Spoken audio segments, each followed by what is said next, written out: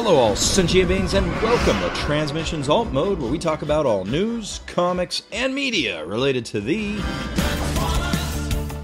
On this episode of Transmissions Alt Mode, we review Transformers vs. the Terminator, Issue 1. Transformers Cyberverse writer Mae Catt takes part in a Q&A session, and we talk about the effects coronavirus has had on comic book distribution. Today is Friday, April 3rd, 2020, and this is episode 175 of Transmissions Alt Mode. Welcome to Transmissions Alt Mode, the podcast that is here to take your mind off the real world for a while. I'm your host Charles, aka Big C, and I'm joined by the excellent Transmissions team. Jeremy, aka Yakko. Hey, how's it going? And Daryl, the Cybertronian Beast. Hey, let's talk Transformers. All right, and as always, we start off the show by thanking our Donatreons, those lovely people who give us money on Patreon and PayPal. We got to give a big thanks to two Donatreons in particular. We mentioned them in the toy show earlier. We got to mention them again. First, friend of the show, Tom Procia, and his yearly giant contribution came in just a few weeks ago, so we should have mentioned it earlier, but we're correcting that mistake now. But thank you, Tom, for continuing to support us and always being awesome and supporting the show. Also, a shout out to Dinobot Maximize, who increased his donation this month on Patreon. So thank you so much for continuing to support the show and even going above and beyond. So thanks, guys. You're awesome. We also did the Toy Hacks $10 gift code drawing for March in the toy show this week. So congratulations to our favorite voicemail commenter, John Levengood. Congratulations. And he may have a voicemail in this very episode. All right. If you would like to become a Transmissions Donatreon, all you got to do is go to transmissionspodcast.com/support. And that's where you can find links to sign up. You can also support the show by buying some of our merchandise. That's at our TeePublic store, transmissionspodcast.com/shop. We've got some awesome new t-shirt designs put up, so check those out. All right, let's get into some comics news. Okay, yeah, social distancing is upon us. Not a lot of commerce going on. I know we think differently, but apparently comics are not an essential business. So local comic shops are shutting down, which means Diamond Comic Distributors doesn't really need to distribute product to those local shops because they can't sell their product. So Diamond has put out the announcement that they are shutting down their regular distribution after April 1st. So and this is to basically alleviate the local comic shops so that they are not having to pay for a product that they are not able to sell. And similarly, IDW made a similar announcement that they are reducing the product that they're putting out for the next few months. So, yeah, things are not great right now. Hopefully, this will benefit us in the long term, because later on they'll be able to start things up again, and then we'll be able to get the comics flowing again. But this means that for right now, things are going to be put on hold. So we'll see how that goes. I'm upset about this. I mean, it's one of those things that it just comes with the time, and there's nothing really you can do about it. You gotta kind of roll with the punches here, and this is definitely a punch. But the comic book industry has been on its last legs for a while, and this may be the final nail. Yeah, at least with a single distributing company. Right. My comic book company or store told me that DC and Marvel were in talks about starting up some kind of distribution company to get books out to stores, and they were going to, like, even my store, even at the possibility of getting product to their store just through the big two, right? They were not interested in having to go through another distribution chain, right? So, they were like, fortunately enough for my store, they're big enough to likely weather this storm, right? But I would say 80% of all comic book stores are really small operations, right? Mm-hmm. And this is not a good thing to happen to anybody, but a lot of these small businesses, right? So if you do have a comic book store out there that you are dedicated to, find a way to patronize them through this, downturn, right? Assuming they haven't closed right, already. Exactly. Yeah. If you can find something, if you can ask them, because the owners of the shop can still go into the store, right? So they can still go into the store. And if you can email them or contact them through Facebook or something like that, find a way to get a message to them and say, hey, I've been always looking for this book, right? Can you source this book for me? And yeah, you know what? Maybe they can get it for you. Might be a little bit more expensive than what you might find at, one of those bigger, online retailers. But this is going to help keep your store open so that after we get done with all this COVID-19 bullshit, you can go back into your store and they'll still be there, right? Mm-hmm. And that's the important part of it. You need to step up as a longtime customer and not think about saving the $3 here, or maybe $10, right?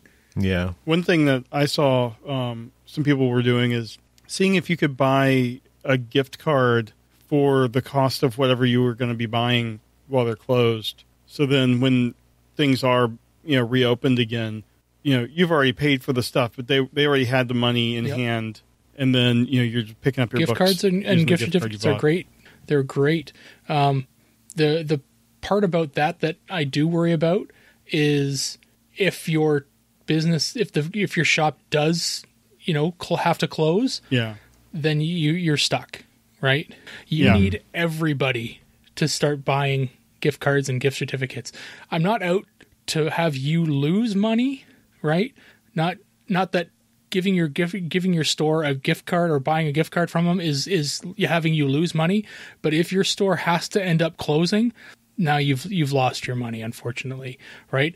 If you can find a way to actually purchase something from them, then do that instead. I would suggest that. It's a little bit more work, but it means more for it benefits both parties. Mm-hmm. Yeah, and I know, it really is going to hurt the stores that haven't really diversified. Like your store does a lot of toys and non-comic stuff, and that's going to help them. My store has a pretty large online presence, selling online. So the physical stores are closed, but you can still buy back issues from their website. But just these stores that are just comics are all they do, they are in trouble. Yeah. Mm-hmm. Yeah, my local store is the owner was in the process of getting online, and this basically pushed him to get that system up and running. So he's like I got an email that my pull list has all been converted, so I think I still have to figure out how the online payment options work, but I think I can still figure out how to keep paying for your stuff and then figure out how to get it distributed and everything. So yeah, it really sucks though, because all the stores were figuring out this type of stuff at the very beginning of this, and then Diamond drops a bomb. Yeah. So now they're going to have no new product coming in. Yeah. No, it does. It sucks. And DC and Marvel are going to be able to figure out other ways of distributing, but IDW, Dark Horse, Image, they're all the smaller publishers are going to be beholden to Diamond. Mm-hmm. Mm-hmm. Yep. All right. Well, last bit of comics news, and this is news that was actually broken by our own Cybertronian Beast here, and this relates to the Transformers versus the Terminator comic that we are reviewing this week. So the IDW does a lot of covers for some of their premier crossover series, and Transformers versus Terminator is no different. So there's a lot of retailer exclusive covers, and one of those looked a little familiar. So Daryl, I'm going to let you tell the story. This cover by Alan Qua. Yeah, Alan Quay. Well, yeah. So basically, I was going through some of the variant covers that were available for this book, because I like to look at the possible, different color covers. Because we pick our favorite covers here and there, but what covers are going to be interesting for me to maybe pick up? Because I like to pick up a few different covers, especially if their art really speaks to me. And for Transformers versus the Terminator, there are a bunch of covers, and there's a particular cover by Alan Quay, or Qua, and it's been it's a big double page spread. It's a front and back cover that is a store exclusive for a store called Unknown Comics, and just a couple images on it just started to jump out at me, and so I started to take a look at some of these images a little bit more closely, and they all turned out to be I was calling them stolen, and I guess maybe a better word is traced, but they're not original images. This artist Alan Quay didn't draw this cover. He didn't use any original images. He just basically cut and pasted images from all over IDW and Dreamwave, to put pictures in this image. He even used some of aforementioned Alex Milne's, just his fan art. He just the character, profiles or character images of some of these guys on here had nothing to do with anything. It's just kind of, creator character fan art, and he just threw those in there too. So it's straight up stolen stuff, and it's just a weird cover. And the more you look at it, the more these images start, jumping out at you. If you look at it, I had a whole Twitter thread on it. So if we have that linked in the show notes, maybe you can take a look at that. But it's definitely one of those. It's a weird one, because it's just a whole bunch of these images just starts bouncing out at you as you're like, okay, well maybe it's not this, and some of the ones that jump out at you are this. There's a Casey Collar's RC is almost directly center in the screen, or center on the image. Casey's Starscream is in the upper left corner. One of Alex's, fan art is used as the Optimus and Megatron, and that's basically the two focal points of the image. So this thing here it's. And a couple of pieces of the Dreamwave art, the Devastator in the upper right corner, and the Mirage in the basically the center on the right, the left side, is their Dreamwave profile art. So it's just some of this stuff just started to stick out, and really just it rubbed me the wrong way that this kind of got passed through the IDW brass there, and it actually made it to publication. Mm-hmm. Yeah, that's pretty disappointing. I mean, because we know a little bit about getting covers approved, and it's not like editorial has to approve everything that before it goes on the book. So yeah, so we haven't gotten any statement from IDW or anything else, but like your Twitter thread pretty much blew up, and all the a lot of artists mentioned noticing other colleagues' work and stuff. So yeah. It's clear that this wasn't an accident. Yeah, I mean, and it's not really an homage, is just what he's claiming. Yeah, because homages will credit the original work. Right. Yeah. So I guess the artist Alan Quay, he did go to Instagram to address this, and he did call it an homage, like Jeremy said there. But there is no credit on any of this, and I mean, he'd have to use half the page to credit all his sources. Yeah. All right, well, that's a good segue into our review this week.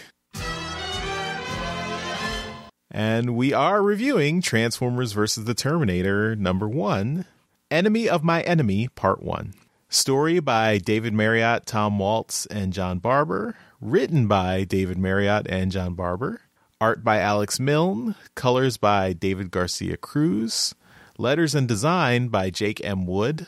editor Tom Waltz, and assistant editor Riley Farmer.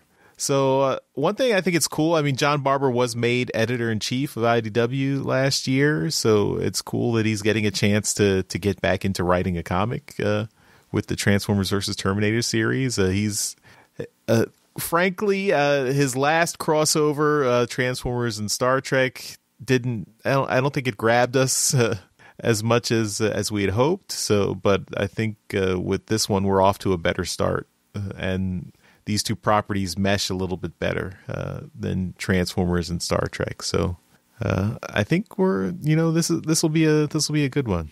I'm not going to go through all the covers this week because there's just too many. So I think we'll just start off and say which covers were our favorite. So Daryl, I'm going to start with you. Well, I think it's probably pretty evident that I'm a big fan of Alex's art. And he did cover B, and I am pretty excited about that cover. I hope that I'm able to get it from my store when I'm able to get my books. So that's what I'm picking. It's got a pretty cool image of the T-800 standing on a rock that is just has just a ton of skulls at his feet. Also, you get the dead heads, I guess. There's a little bit of the chest, but a little bit of dead Autobots in Mirage and Ironhide, and just an army of Terminators coming on the way. Plus, there's an ominous eye in the background. It's just a really cool image. And yeah, there's a lot of really great images, but Alex's is just the boy can draw. So. All right, Jeremy, which cover are you going to pick? Well, since I'm assuming that an Comics exclusive is off the table, it does have work from all my favorite artists. There are a few that I like. I mean, out of I'm going to do two because I'm going to do like out of the regular ones and out of the exclusive ones. So the regular one, I agree with Daryl. The cover B looks really good. I like it. Alex does really good work, and I like having the cover artists match the interior on books like this. But if looking at all the exclusive ones, there's I'm gonna zoom in. The Bell County Comic-Con exclusive by Edward Kratz II and Phil Salazar. I just thought that one was a really nice image too. The colors are really bright, and the Optimus Bumblebee and Megatron looked really good. I doubt any of these conventions are happening, so I don't know where you would get it. But I think that was a really nice image too. Cool. For me, I am also going to pick Alex Milne's cover B for the regular covers. Yeah, I mean all the reasons you stated, and it's it nicely. I mean it mirrors the art that is in the book. The art inside in the interior of the book is excellent as well. So it's nice to match that. If I'm going to follow in Jeremy's footsteps and pick one of the exclusive covers as well, I'm going to pick Nick Roche's Diamond Retailer Summit cover with RC smashing on a hunter-killer drone and facing down a humanoid Terminator, a T-800, as she does that. I think that's it. Just reminds me of RC the Wrecker, and I think it's a cool image. RC looks badass there. All right, so let's get into the story. In the year 2029, in a city that used to be called Los Angeles, a lone human resistance fighter hurries across the war-torn landscape of a devastated Earth.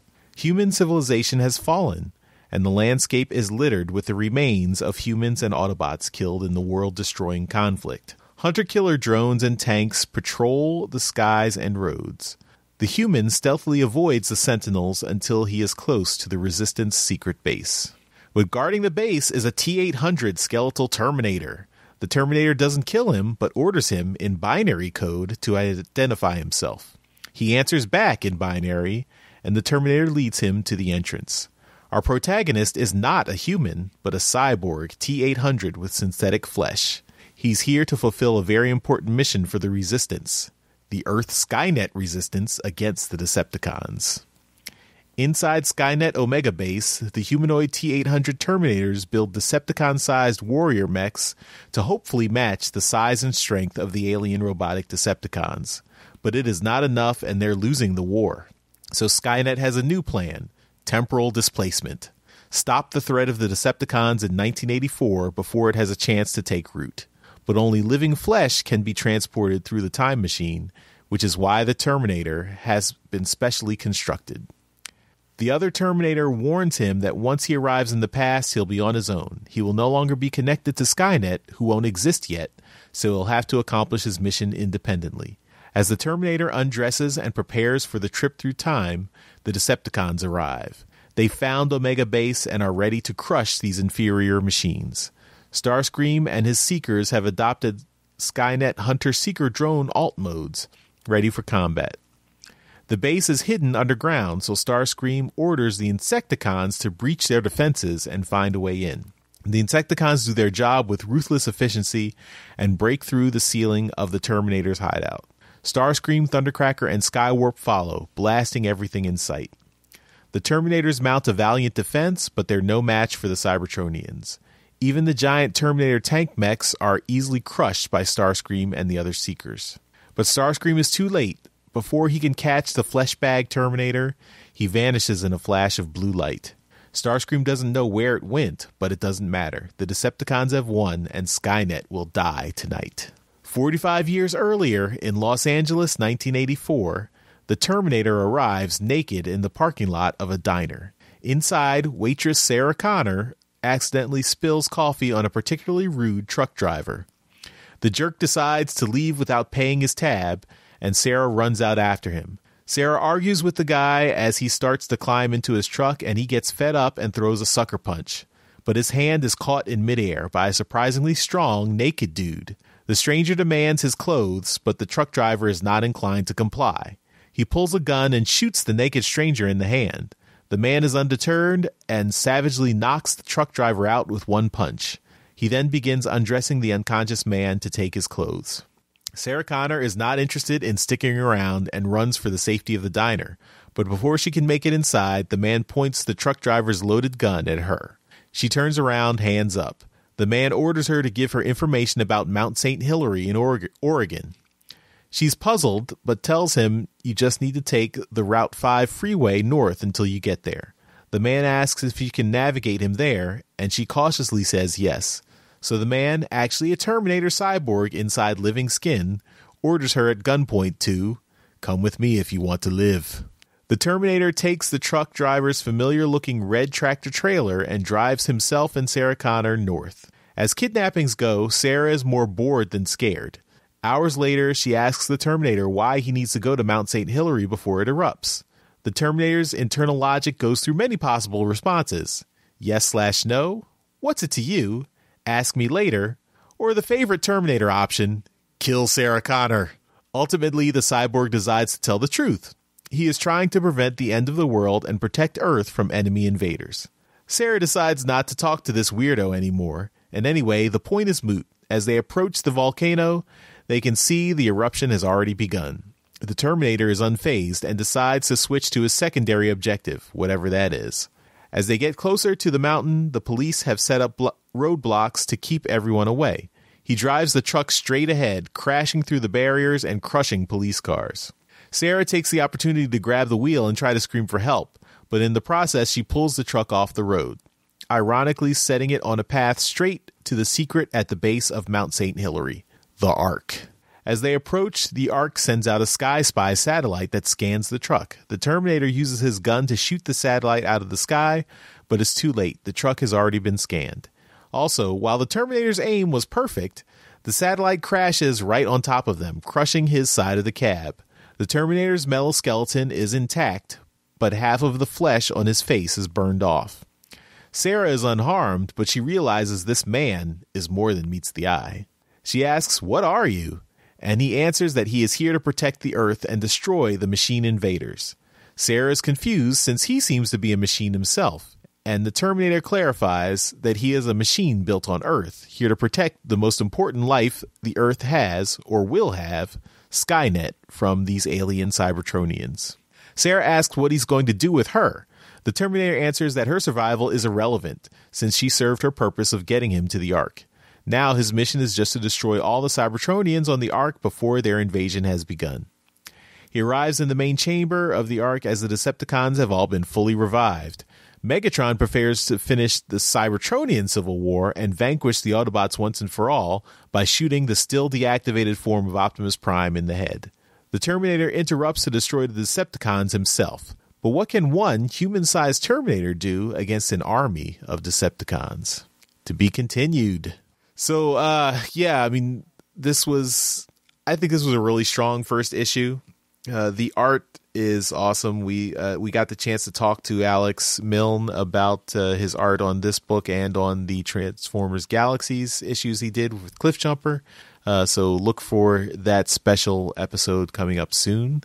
And I think Alex, you can really tell the care that he put into the art, into designing the Terminator characters and the new T-8000 giant Terminator mechs, redesigning the Seekers to be the Terminator Hunter-Killer planes, and I just really appreciated all this artwork. And I think the story is really a nice blend of Transformers and the Terminator, like taking the Terminator concept, turning it on its head, having the Terminator coming back in time to stop the Decepticons, and then marrying that with the origin story for the Transformers and Mount St. Hilary and where the Ark is crashed and everything. I think that's all.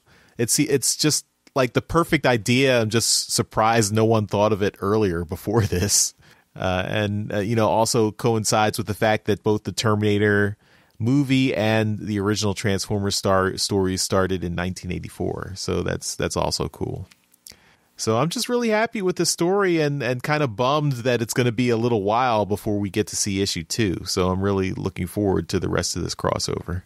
I also liked all the, still having Sarah Connor be a part of the storyline, even though, apparently her son, John Connor, is not the leader of the Resistance in this particular timeline, but she still has a part to play in the story in 1984. So, yeah, well done, everyone. Great job on this book. Great job from the writers, from David Marriott and John Barber and Tom Waltz. Artist Alex Milne on the art and David Garcia Cruz on the colors. The colors are also really nice, particularly the last page with all the Decepticons and Optimus Prime there. I think all the colors that just shows off the range of colors, since you've got all the Decepticons and their different colors, and then Optimus Prime in the foreground there. So yeah, I was really happy with this book. So Daryl, what did you think? This book is like excitement and action. It's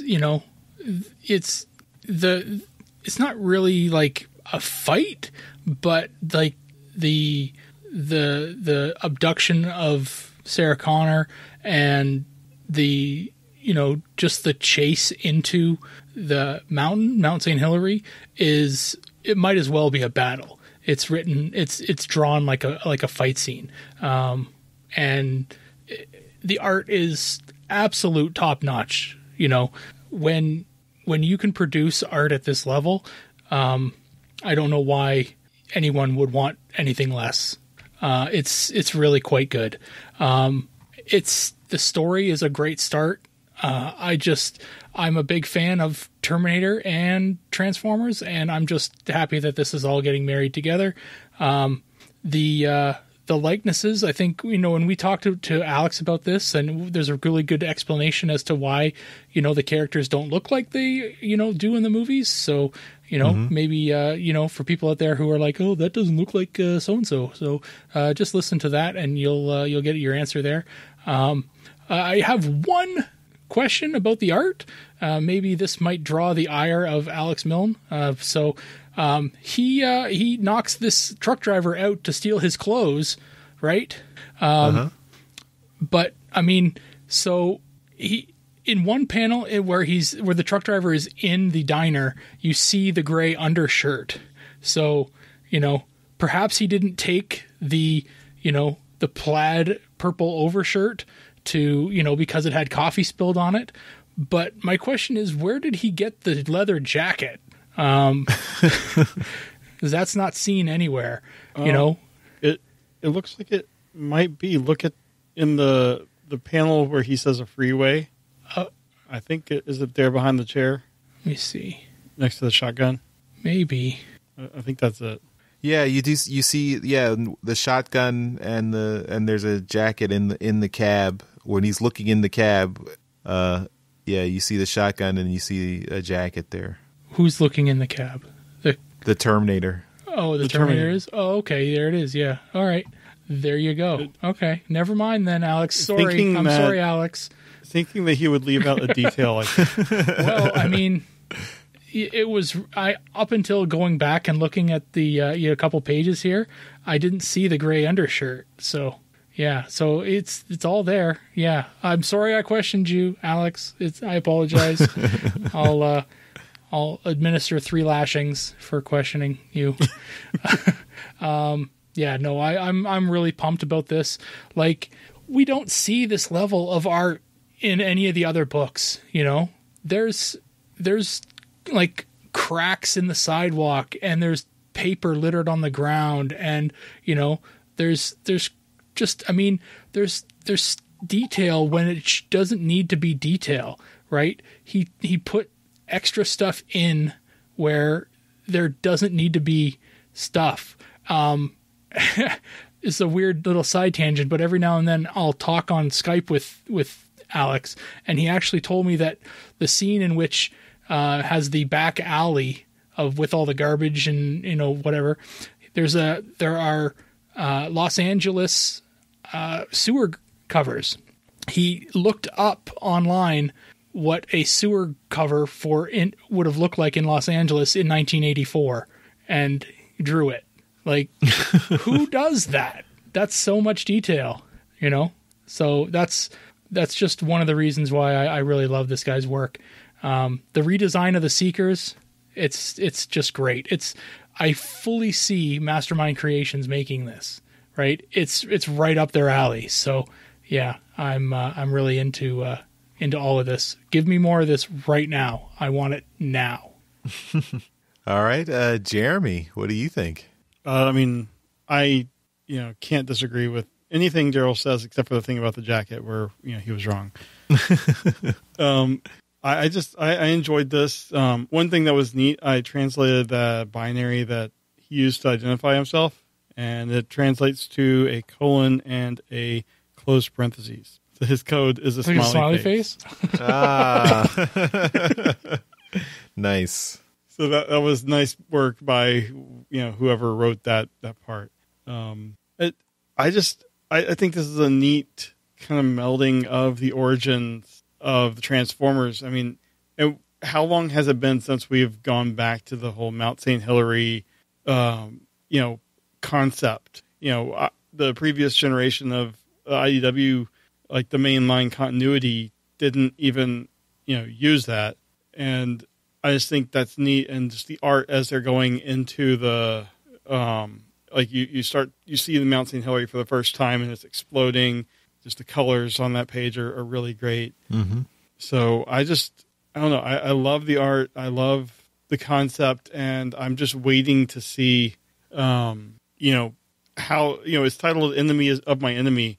Who is going to end up being the protagonist in this? Because obviously the Terminator is out to kill all the Cybertronians. We don't want the Autobots to die. It's just in the future, the Decepticons obviously have won and they are taking out Skynet.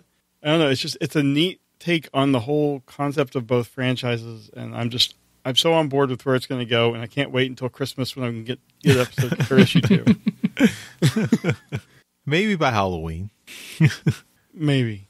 I mean, the good thing is, in our interview, Alex said IDW was telling them to keep working. So, when things do come back, hopefully we'll have this like constant, batch of new content every week. So, we can only dream.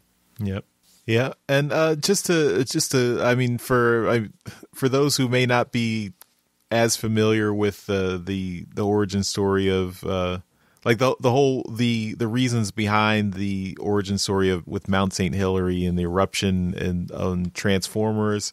So this idea came from a real life eruption that happened in 1980. So this was in Washington, Mount St. Helens. So not the real volcano is Mount St. Helens, not Mount St. Hilary. So and that actually erupted in 1980, and that's the origin of the fictional Transformers eruption of Mount St. Hilary. So moved slightly to Oregon in the Transformers fiction, but originally it was in Washington State. So you can look up the history of Mount St. Helens and its eruption there in 1980.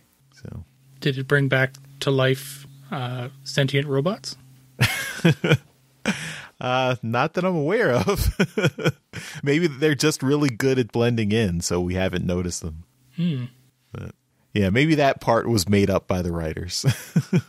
All right, so that is our review of Transformers versus the Terminator #1. And we are looking forward to the next one whenever that comes around. All right, let's move on to Transformers media news. All right, in media news this week, we got a new global release date for the next Transformers TCG set. It's called Titan Masters Attack, and it will be available on May 29th. So if you're looking forward for that, hopefully stores are open so you can buy it at that point. So yeah, take a look and see. But so Titan Masters Attack is the next set, and May 29th is the day. Up next, we've got some Bumblebee movie news, some concept art for Bumblebee's Broken Chest by Evan Whitefield, and it's just some concept art, but yeah, it's neat to kind of see this. Just some images to kind of take a look at. Basically, it's 6 different ways that they were going to kind of show the broken chest on Bumblebee when they were in the forest there. You know, when he fell down and Charlie kind of hit him, and Optimus Prime's hologram popped out. So just a couple different options for what they were going to show as the CGI model there on the figure or on the character. But take a look at that if Bumblebee movie trivia kind of interests you. Cyberverse, there's a Q&A that happened with Mae Catt, and you can take a look at that. It's on the TFW page, and it's pretty cool. So she was one of the writers on Cyberverse. That's right, yeah. So take a look at that if you're interested in seeing some questions. Also, Cyberverse has episodes 1, 2, and 3 available on YouTube. It will be only available to Americans as per normal Cartoon Network YouTube shenanigans. Well, that's Hasbro. That's Cartoon Network has stuff on their app, which is also probably only available to Americans. Right. Yeah. I'd say by the time this episode is out, episode 4 would be up on YouTube as well. All right. This week is episode 3. So episode 3 is out as we record this. Episode 3 is not out. It will be out on Monday tomorrow. Oh, right. Okay. Sorry for doubting. And I looked, and for whatever reason, doesn't appear that they are playing season 3 yet here in Canada. So at least not that I've been able to find. So if you are in Canada and you have been able to watch season 3 of Cyberverse, let me know, and we'll mention that on the show. Transformers Forged to Fight is doing a campaign to help the World Health Organization with COVID-19 safety guidelines. So they have a hashtag going around, Play a Part Together. So they want you to play the game with people, but separately. So yeah, it's a new campaign that's going around trying to promote safety for COVID-19. Let's see, we've got Hasbro's Bring Home the Fun campaign. This was promoted on their Instagram account, and I don't know anything about this.